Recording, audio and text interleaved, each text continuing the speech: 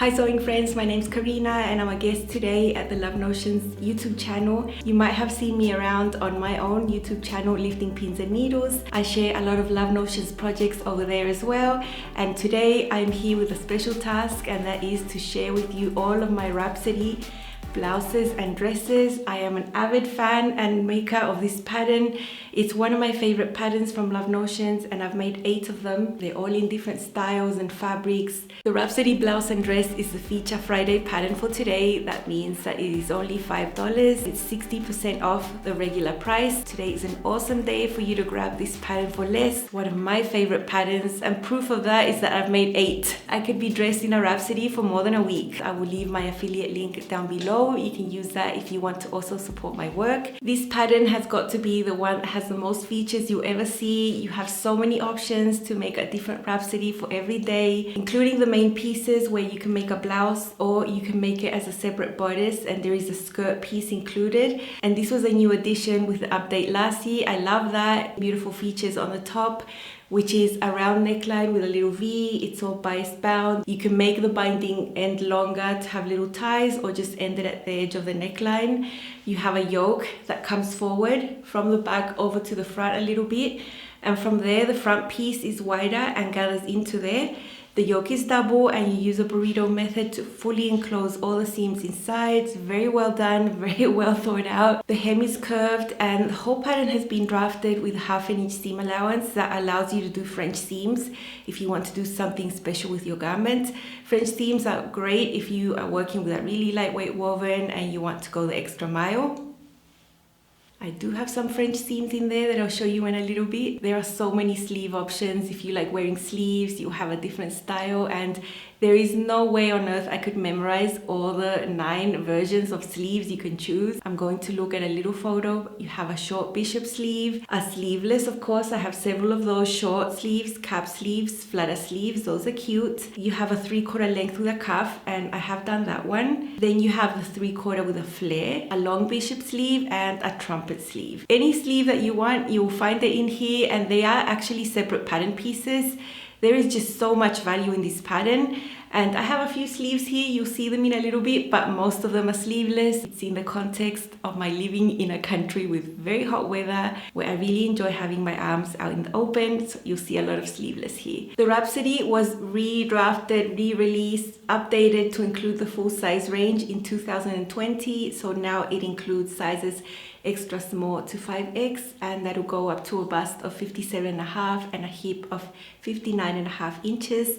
There is also a full bust piece there included if you have a larger cup size, and that will give you a better fit. When you choose the full bust option, you get a little extra ease at the waist and the hips. The fit of the Rhapsody is relaxed. You have a nice amount of positive ease everywhere at the bust, the hips, and the waist without it being boxy and shapeless.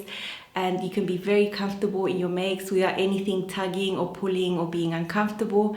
It is designed for woven fabrics, so here you have so much variety from your lightweight cotton lawns, cotton voile, cotton gauze, those types of fabrics. Those will look a little bit more structured, but they are lightweight and they will work if you like that style. Some rayon linen blends are also very beautiful and light. There are some compositions that are 80% rayon and 20% linen. Those are very beautiful and would work very nicely.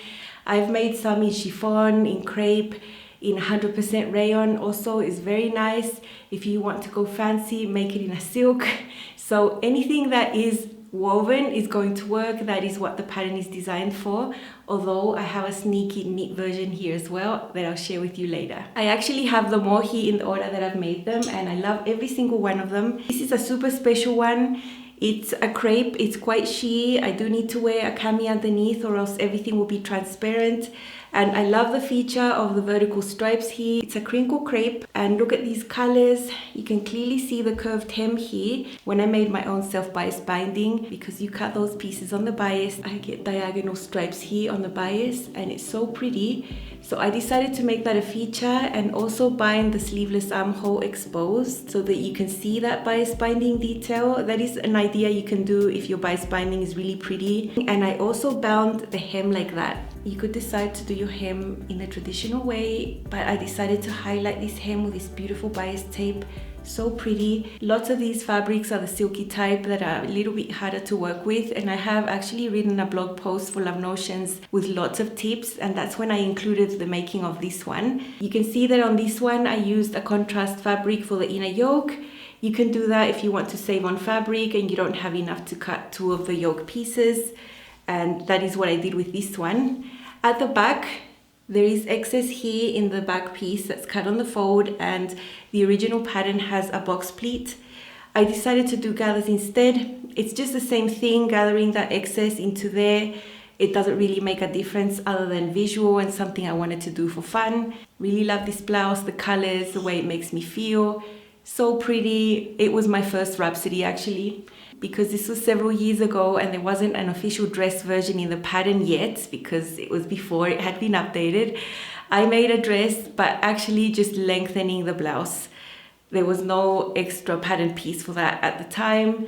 That meant I just added extra length to the blouse. You know, there is room at the hips for you to be able to do that easily. Just continue the line.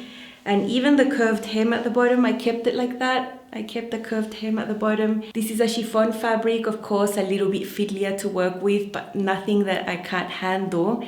And I give you that advice, if you're scared of using these fabrics and you never start, you'll just continue that cycle. Once you just start sewing with these fabrics over and over again, it just becomes easier every time, and you can enjoy the lovely drape and the soft look and feel of these fabrics. It's so nice. For this one, I do have the yoke piece made in the same fabric, and I use bias binding, but actually on the inside. That little V, I love it, and the longer bias tape that comes from the neckline. And at the back, it also has the gathers instead of the box pleat. If you just take the blouse and lengthen it all the way down, it'll give you a fit like a shift style dress. It'll fit very nicely at the bust. It'll look very pretty. It won't be boxy here, but then from the waist down, you have quite a nice amount of space to be very comfortable. And you can use a belt if you want some definition on your waist, or just wear it as it is. And it's another option you can explore if you like those types of dresses. This is the third one I made. This is a border print fabric chiffon. Part of the print here on the top of the sleeve, and then it went off to this coral color. I did the inner yoke with that coral color as well. It's all part of the fabric, it's not different fabrics. Same as on this side. And this is a 3/4 length bishop sleeve with a cuff. I used a cuff from this type of a print so that it would highlight. So delicate, I love this. Again, I have self-made bias tape. I have always made my own bias tape to make these tops. You don't need that much, you just need about 2 yards, and it'll give you such a nice result. This is how the hem looks on a top like this, made out of chiffon. I folded up by 1/4 inch and then folded up again by 1/4 inch, and that works well and conforms to the curves of this hem that is not a straight hem. I would say this is one of my favorite makes ever, just because of how the fabric feels, and the print and the way that everything turned out is so lovely. I'm not only sharing my makes with you today, I also have filmed some sewing for you, and it's all got to do with how to do that little V neckline binding and then bind the neckline. It is a short segment, it is not too long, so let's go ahead and see. This is the front neckline here. I've been very delicate in the way I'm handling this because I don't want it to stretch out in the form. I am going to do a stay stitch here on this edge and then down in this little V. When you're stay stitching, you use your regular stitch length. You don't use a long stitch length, so I'm using 2.8.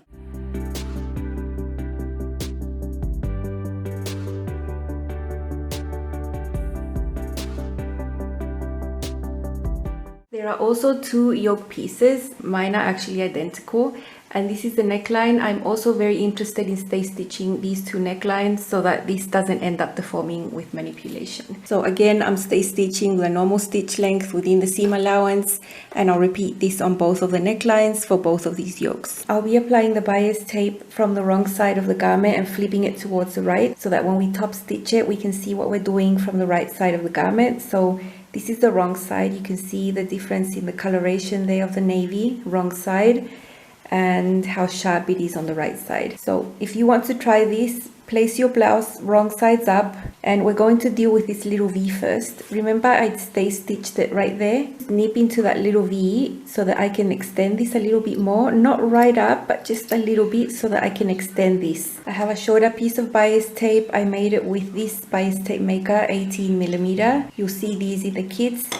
and it's what I use to make my long piece that will be used for the rest of the neckline as well. You'll have the right side of the tape to the wrong side of the neckline and pin it right there at the center. And I'm going to sew this on the crease there. You can see the crease of the bias tape. It's about 1/4 inch. This is what we'll be sewing.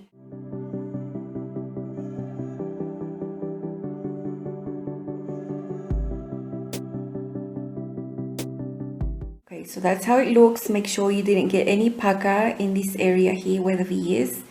And now we'll just look at this from the right side now. This is the right side of the fabric, and we'll bring the binding over to wrap over the seam. And now when we top stitch, we're doing this on the right side of the garment. We can see what we're doing.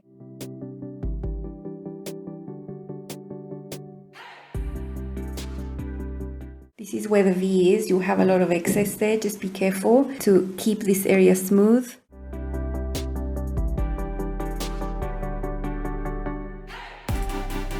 Cut away this excess that we had up here. And you can see that we can't just leave this like that. It won't form the V. It'll be rounded.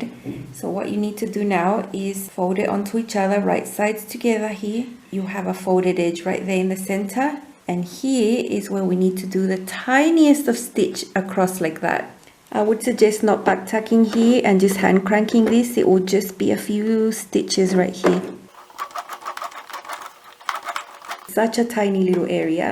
This is how the wrong side looks tidied up. I just took the thread, pulled it to the other side, and with a needle did a little knot there. I still have the wrong side of my blouse facing up. I've put a pin there at the center back, and now I'll just do the same thing with my binding for the neckline. It is extra long, you know, it'll go past this point there because you tie up at the front. And I'll do the exact same thing I did with this short little area. I'll pin the right side of the binding to the wrong side of the shirt. It is still the right side of the yoke, but if you look further down, I have the wrong side of the back.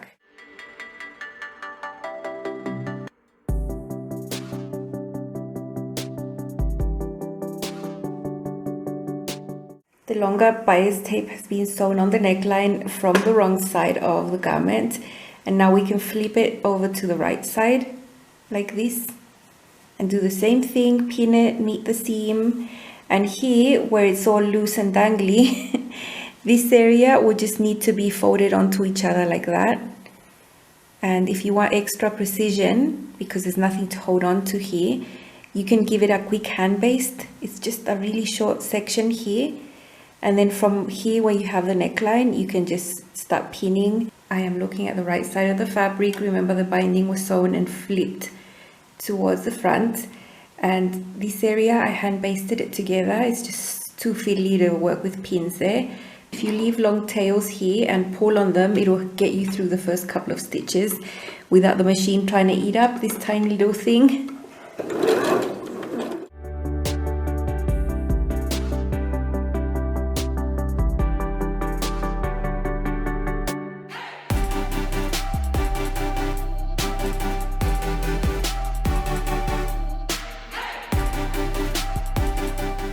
I do hope it's helpful for you to see those techniques up close. I know a lot of us like to see and also have the instructions. You saw that the bias tape, I like to sew it from the wrong side of the garment.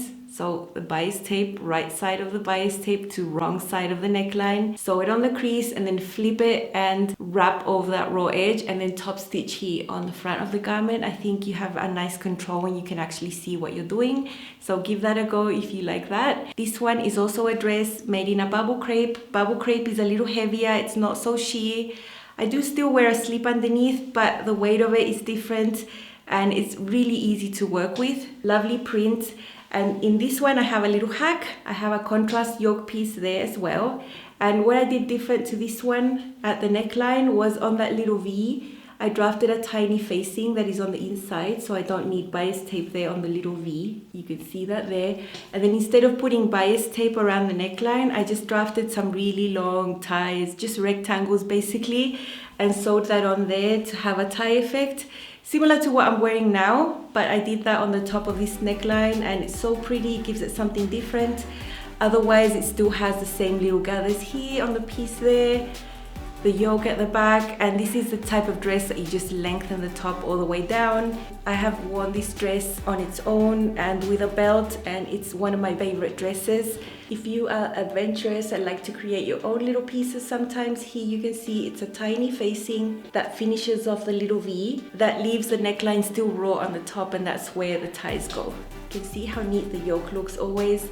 For this one I used store-bought bias tape. I didn't make my own for this one. So there's so many options. If you're using bias tape to hide it on the inside, you can use store-bought bias tape. But I think if you're using it as something exposed that is going to be seen, it's so much nicer to make your own. And I made this Rhapsody more of a winter style dress because this is a bottom weight crepe actually. It's the heaviest one of all of these. These are all very lightweight fabrics. I would say this is a medium weight, a little bit more structured.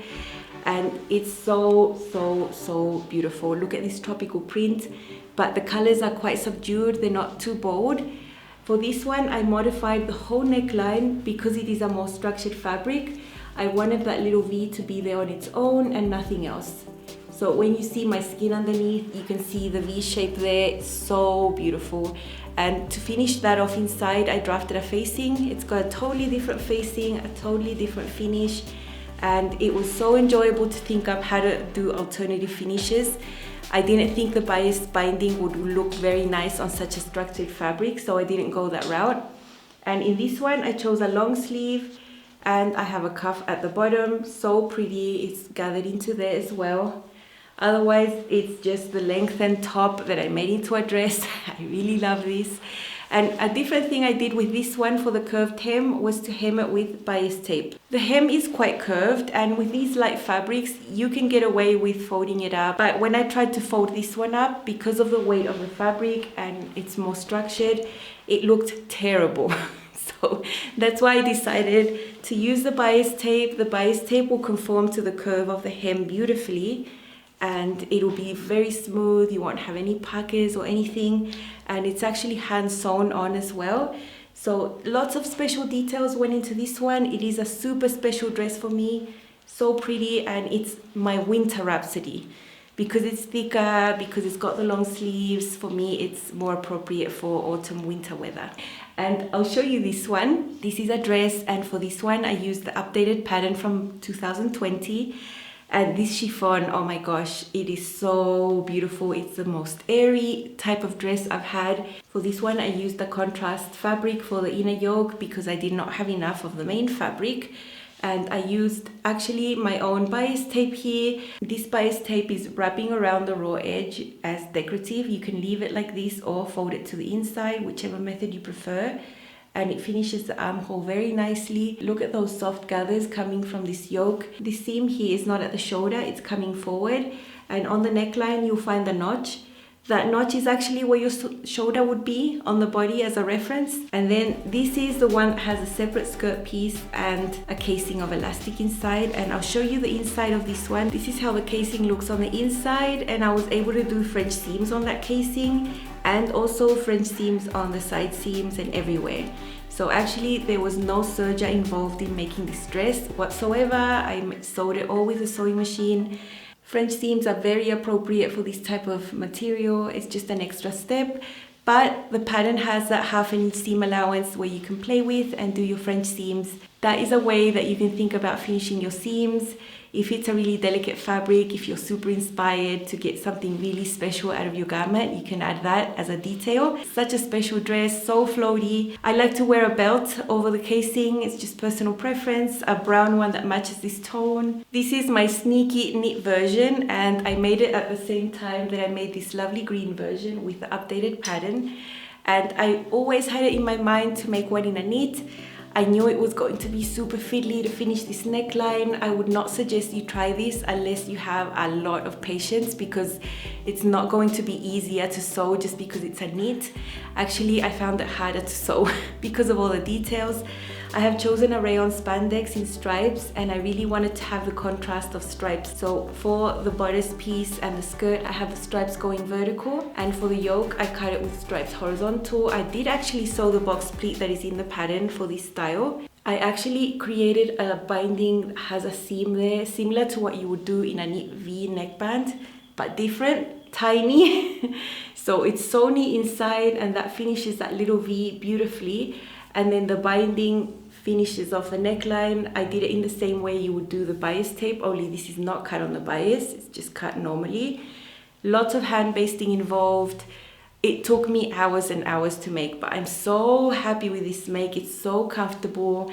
It's so floaty. I didn't size up. I made the same size I make all the time. I made sure to match the stripes on the side seams where the skirt flares out. It's one of my most happiest and favorite makes of all times because of the stripe play and because of the effort. When you put extra effort into something and it turns out beautiful, you're just so proud. And every time I look at it, you know, it just reminds us that we can achieve so many things. So it can be done in a knit, but patience, patience. And this is the one that I made just yesterday, my most newest make, and it's actually a blouse. This is a border print, so the lighter area was along the selvages of the fabric, and then the navy area was in the center towards the fold. So to achieve this effect of having all the lighter colors here, I cut everything on the cross grain. And it's something that you can do, you know, when we want to play with stripes, we don't hesitate to cut pieces on the cross grain. You just have to be careful. And the precaution I take when I know I'm going to sew something on the cross grain is just wash it a few times. I usually just pre-wash fabric once. Rayon does shrink quite a bit. This is 100% rayon. So this one got 3 washes before I cut into it. There's always the risk of the material shrinking horizontally more. So because this is a nice loose style with nice positive ease, I'm not concerned that the shrinking that might happen later when I wash it is going to affect it that much. Also, I would wash this by hand because it's so delicate. I used navy sections of the print to do this. You saw how all of this was sewn, and it's just unique. I love prints like this because anything you make is going to be super striking, just so different. I love having the darker colors here towards the waist and the hips. These vertical sort of strange prints here I think are very nice. I made no changes to the pattern for this one. I only changed the way I sewed it a little bit, and that's what I shared with you. It's such a beautiful top. Here you can see my latest one out in the garden. I'm just pairing it with a typical denim skirt that I wear all the time. It goes with navy. I love everything about this pattern. The only fitting adjustments I make to the Rhapsody blouse is add length between the bust and the waist. I add about 1.5 inches, and that's just to account for my height difference. I am taller than what the pattern is drafted for by 3 inches, and that's how I get the hem to be the length that I want it to be, and the waist notches that you see on the side seems to be at my waist. So very lovely, so floaty, so nice to wear. I know I'm going to enjoy this project so much. You can see up closer the little V and how beautiful it looks with that binding. You can wear it open and just let those ties hang, or tie it up, touch a fray check at the bottom of those bias binding ties before I tied it up in a little knot. That will keep them safe.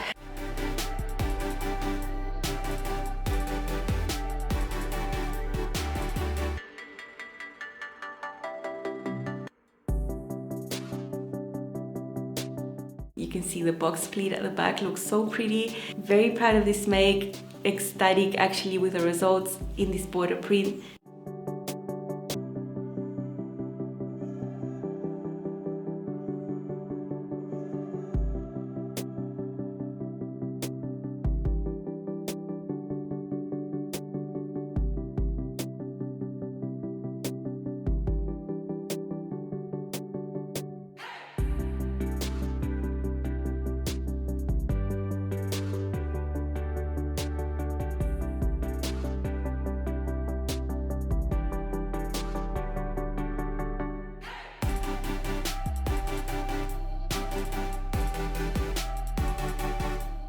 I hope to have given you some inspiration about styles you can try, different fabrics you can attempt to sew.